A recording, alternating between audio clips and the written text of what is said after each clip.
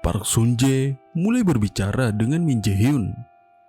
Kami telah menyiapkan beberapa item pemulihan dan equipment untuk menyelesaikan dungeon ini. Kami akan meminjamkanmu beberapa cadangan yang disediakan untuk anggota guild.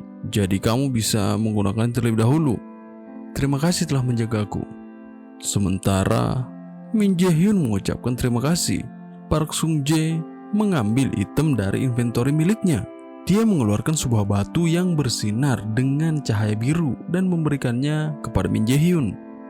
Tolong ambil ini juga untuk jaga-jaga jika terjadi apa-apa. Ini kan sebuah warpstone. Jika kamu menghancurkannya, benda ini akan membawamu kembali ke pintu masuk dungeon. Ini adalah hadiah karena tindakanku kemarin. Atas permintaan Park Sun-jae, Min Jae-hyun mengambilnya. Sebelum dia memasuki dungeon, Park Sun-jae memohon pada Min Jae-hyun sekali lagi. Jika terjadi sesuatu yang tidak diinginkan di dalam dungeon, kamu harus menggunakan warpstone tersebut. Mengerti? Baiklah, aku akan kembali lagi nanti. Setelah Min Jae-hyun memberi salam ringan, dia mengambil langkah menuju dungeon. Anda telah memasuki dungeon. Min Jae-hyun merasakan pusing dan mual yang luar biasa pada saat yang bersamaan. Seperti sensasi aneh dan menakutkan, seperti tersedot sesuatu dengan cepat. Apa yang sedang terjadi? Karena sistem Nornir, pengguna dipindahkan ke lokasi tertentu.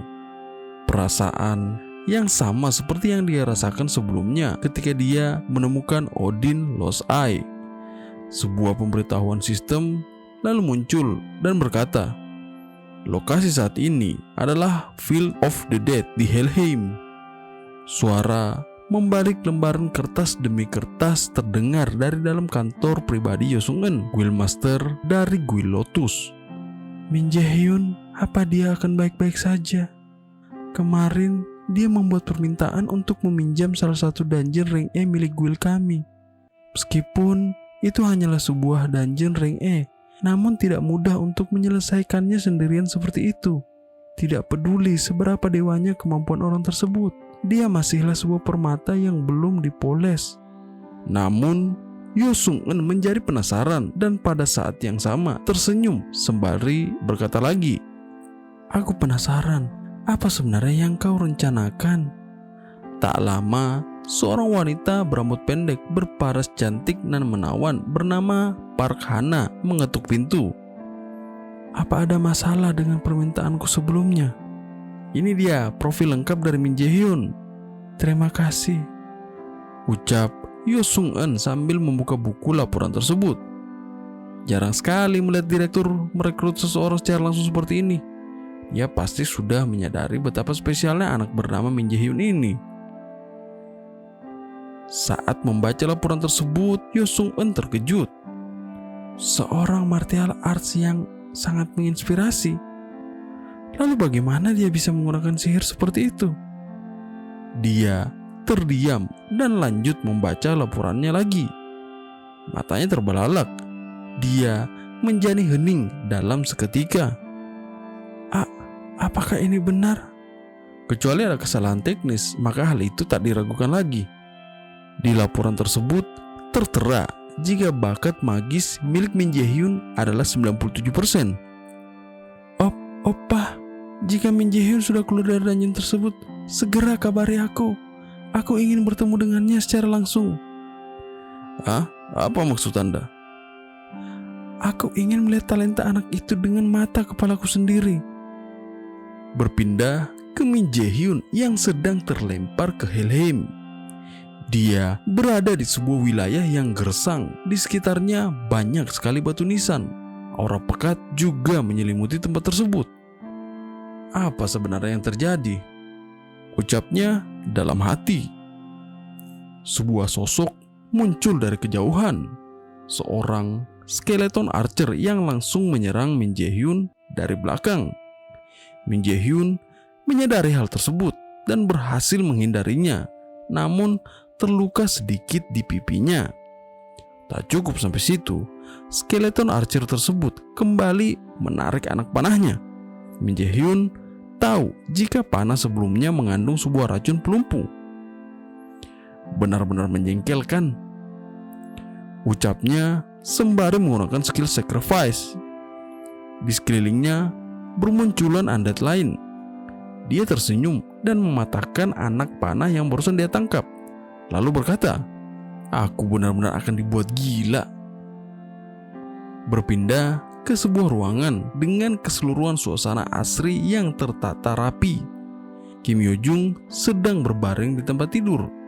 Dia bergumam dengan ekspresi kesal, "Min Jae Hyun, kalau kau berani datang kemari, aku benar-benar akan membunuhmu kali ini." Dia lalu mengingat masa kecilnya bersama Min Jae Hyun dan alasan kenapa dia bertingkah brengsek seperti kemarin. Dia lalu menyadari jika Min Jae Hyun benar-benar menjadi orang yang berbeda hanya dalam waktu semalam saja. Dia bangun lalu mengambil ponsel miliknya sembari mengirimkan pesan kepada Min Jae Hyun. Di sisi lain, terlihat Min Jae Hyun yang sedang tersudut karena kemunculan dari 4 raid bersamaan dengan skeleton archer dan juga Drow. Mereka lebih teratur daripada kebanyakan party, dan aku harus mengalahkan mereka semua sendiri. Syukurlah aku membawa ini. Min Jae Hyun melihat tongkat yang terkepal di tangannya. Tongkat yang dipenuhi mana mulai perlahan memancarkan sihirnya. Dunia kematian diawasi oleh anak Loki yang bernama Hel. Dunia itu adalah salah satu dari ke-9 dunia yang ada di mitologi Nordik kuno, dan dungeon dibuat setelah ke-7 dunia, termasuk Midgard dan juga Asgard. Dunia dari kabut dan juga embun beku, Niflheim. Dunia dari api, Muspelheim. Dunia dari para raksasa, Jotunheim. Dunia para peri, Alfheim. Dunia dari para elf kegelapan, Svartalfheim. Dunia dari dewa Vana, Vanaheim. Dan yang terakhir, di mana dunia yang lain berada, yaitu Helheim. Helheim adalah tempat yang sulit bagi seseorang pemula untuk melakukan sebuah raid. Teror dari musuh yang sudah mati dan kembali hidup lagi tak bisa dikesampingkan. Dan tanpa sebuah sihir suci, maka akan sulit berhadapan dengan mereka. Min Jae Hyun berpikir sejenak dan kemudian berkata, "Tidak, ini malah lebih baik lagi. Jika ini Helheim, maka akan cocok untuk mengetes kekuatan baruku. Karena saat menghadapi undead, skill sacrifice milik Yo Sung-eun yang sudah berhasil kusalin akan menjadi serangan skala area yang sangat kuat yang bernama Judgment of Light." Namun, Min Jae Hyun tak berniat menggunakannya dulu. Dia bersiap mengeluarkan skill Blitzscane miliknya dan berhasil membunuh Wraith serta mendapatkan 70 poin experience. Setelah membunuh Wraith yang kedua, dia tersenyum dan berkata, "Aku tak bisa melewatkan kesempatan seperti ini." Namun setelah membunuh Skeleton Soldier, tongkat yang dia gunakan patah. Dia merasa tidak memiliki pilihan lain lagi. Dia kemudian mengeluarkan skill Judgment of Light. Drow dan juga Wraith yang ada di sana berhasil dihabisi. Levelnya meningkat 1 dan darahnya berhasil dipulihkan. Dia lalu terduduk sembari menghela nafas sambil berpikir jika akan berbahaya jika tidak menggunakan skill tersebut di waktu yang tepat. Dia kemudian melanjutkan perjalanannya masuk jauh ke dalam kabut hutan. Di dalam perjalanannya, dia dikejutkan dengan mana yang begitu menakutkan, seperti sedang tercekik. Badannya sulit untuk digerakkan. Jika dia tidak lari dari sana secepat mungkin, maka sudah dipastikan dia akan mati. Min Jae Hyun lalu berusaha keras mengangkat tangannya yang memegang patahan dari tongkat miliknya.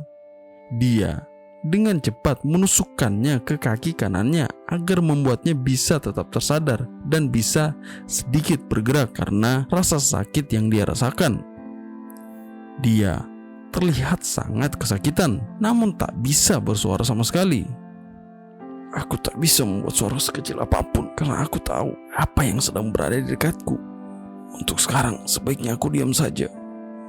Dari belakang muncul sebuah shadow yang memancarkan warna merah pekat seperti darah. Min Jae-hyun berbalik. Dia terkejut karena yang ada di belakangnya saat ini adalah bos dari dungeon, yaitu Nightshade. Sistem lalu berkata jika level antara Min Jae-hyun dan juga bos dungeon tersebut sangat jauh dan itu akan sangat berbahaya. Min Jae-hyun harus segera lari dengan cepat dari tempat tersebut. Dia tertunduk dengan senyum tipis di wajahnya. "Inventory!" ucap Min Jae-hyun yang panik. Dia berusaha untuk mengambil warp stone yang diberikan oleh Park Sun-jae sebelumnya. Namun belum sempat memecahkan warp stone tersebut, dia terkena serangan mendadak yang membuat HP-nya sampai berada di tingkat kritis.